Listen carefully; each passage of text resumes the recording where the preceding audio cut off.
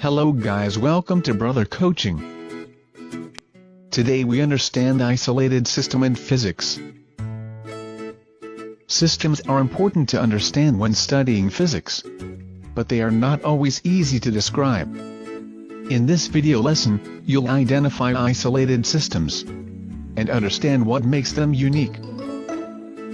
Firstly, we have to understand what is a system.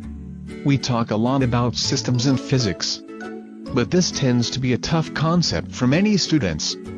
The idea of a system is simple, but the application of it can be somewhat tricky. Simply put, a system is two or more objects.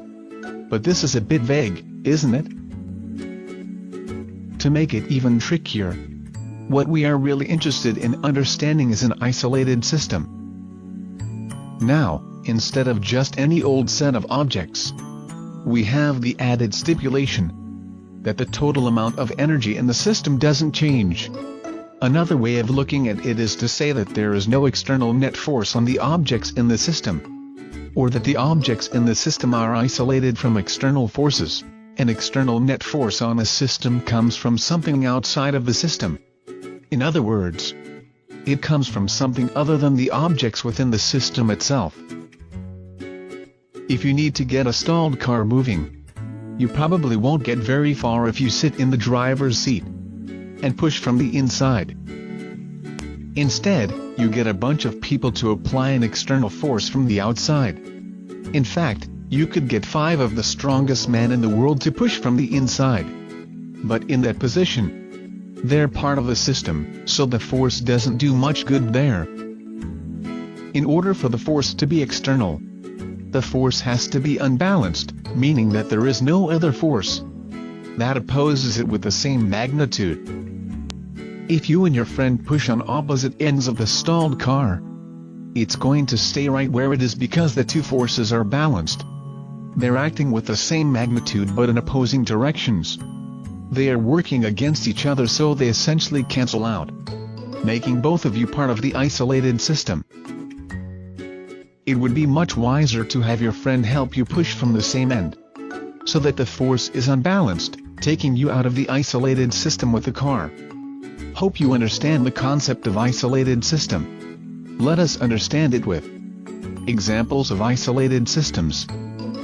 The car is a pretty straightforward example of an isolated system, because it's easy to see how you would not move it by pushing from the inside, or by pushing from opposite sides.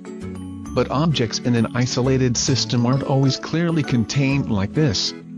For example, a head-on collision between two cars could either be an isolated system or not, depending on the forces. Now understand another example of isolated system with another perspective. Consider the collision of two balls on the billiards table. The collision occurs in an isolated system as long as friction is small enough that its influence upon the momentum of the billiard balls can be neglected. If so, then the only unbalanced forces acting upon the two balls are the contact forces that they apply to one another. These two forces are considered internal forces, since they result from a source within the system, that source being the contact of the two balls. For such a collision, total system momentum is conserved. If a system is not isolated, then the total system momentum is not conserved. To understand this concept, we will return to our original analogy. Suppose Jack and Jill, each with $100 in their pockets, undergo a financial interaction in which Jack hands Jill $50 for the purchase of some goods. If Jack and Jill were isolated from the influence of the rest of the world, then Jack would end up with $50 and Jill would end up with $150. The total money in the system would be $200 both before and after the transaction. Total system money would be conserved. If, however, a third influence enters from outside of the system to take away or, more fortunately, to add money to the system, then total system momentum would not be conserved. If a thief interfered with his filthy hands so as to steal $20, then perhaps Jack would finish with $40 and Jill would finish with $140. In the case of a non-isolated system, the total system momentum is not conserved. Hope you understood the concept of isolated system in physics. If you face any problem or mistake in the video, please comment on the comment box. Thank you so much guys for watching this video. If you really like this video, please share it with your friends. And don't forget to subscribe my channel.